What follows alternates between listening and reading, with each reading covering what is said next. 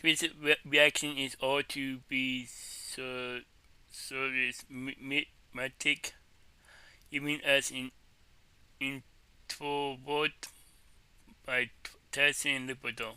Like charismatic, I think the way it is. And link to the video will be the description below. Go and check them out. So let's into this reaction in 3, 2, 1. You can be extremely charismatic even as an introvert. And there's this common misconception that in order to be charismatic, to have charisma, you need to be super outgoing or extroverted. But it's just simply not the case. And if you ask me, I think the most charismatic type of person is the one who is actually more reserved, that talks less, that is more observant. And I think it's because when you talk less, you just naturally come off as more confident. You come off as more aware and calculated in a way. So, but how do you actually have this effect? It's a few things, but to start, simply talk less. People really overlook this, and it's a really common bad habit that a lot of people share. When someone asks a question, we immediately blurt something out in order to save ourselves from that silence. But instead, give yourself some time to think. Yeah. And what this will let the other person know, contrary to popular belief, is that you're comfortable with taking some time to think. And that kind of translates into a sort of confidence that they feel from you. It also lets the other person know that you care. You taking the time to think, like really think out your answer, lets them know that you genuinely care to give them a proper response. But it's something we just don't do. And I get it, it's hard, right? Like it's not going to be comfortable at first. But the more you do it, the more you embrace it, the more comfortable you get. And something else that's extremely important that is also highly overlooked is how well you listen. A lot of times in conversation, both parties are just waiting for their turn to speak. No one's actually listening to each other. They're just trying to say what they are already thinking of in their head, and they're not really regarding what you're saying. We're just waiting for a cue that lets us know it's our turn to speak. So if you can manage to listen to what the other person is saying to you, and in the meantime, think of genuine questions that will help them further elaborate on what they're talking about. Because if they're talking about it, odds are they're interested and they genuinely care about the topic. So if you can actually be the one to help them elaborate on what it is they're talking about, then one, I mean, that just makes them feel good. And two, it also lets them know that you genuinely care and are interested.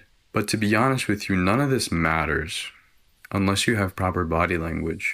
I'd argue that body language actually communicates more than our words. We don't really, as humans, we don't remember words too well.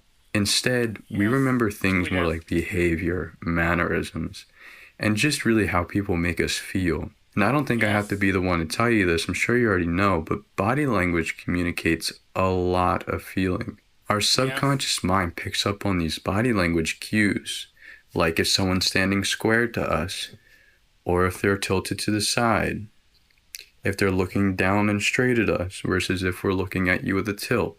All of these things communicate different feelings, and our brain is constantly picking up on them. Now, you don't have to study it like a science, but do be aware.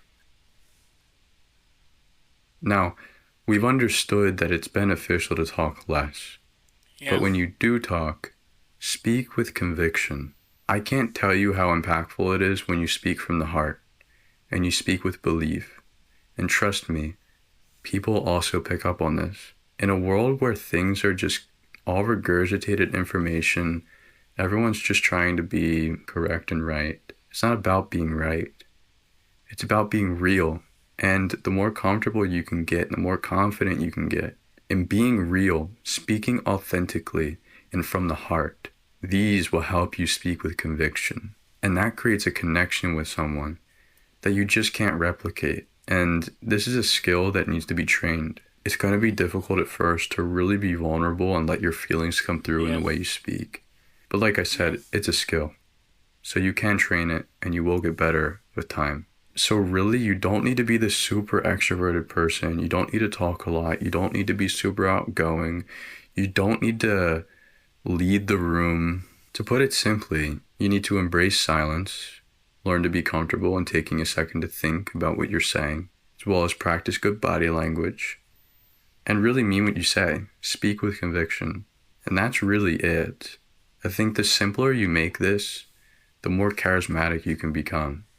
Yeah. Because when you feel like you're trying too hard, people feel that too. So don't. And the last thing I want to note on Yeah. is don't want to become charismatic for the simple fact of being charismatic. You should really want to create genuine relationships with the people you speak to. Now, it doesn't mean that everyone needs to become your friend, but it does mean that when you engage with someone or someone engages with you, it should be done with honest intent because people are really good at spotting fakes. So yeah, yeah. Wow. That was all to be charismatic, even as an introvert by Tassie and Liberto. The link to the video will be the description below. Go and check them out and pop a like if you like and comment below if you want to see more reactions like this one. And subscribe if you're new and click the bell so you can be notified when I upload in my by or to be charismatic.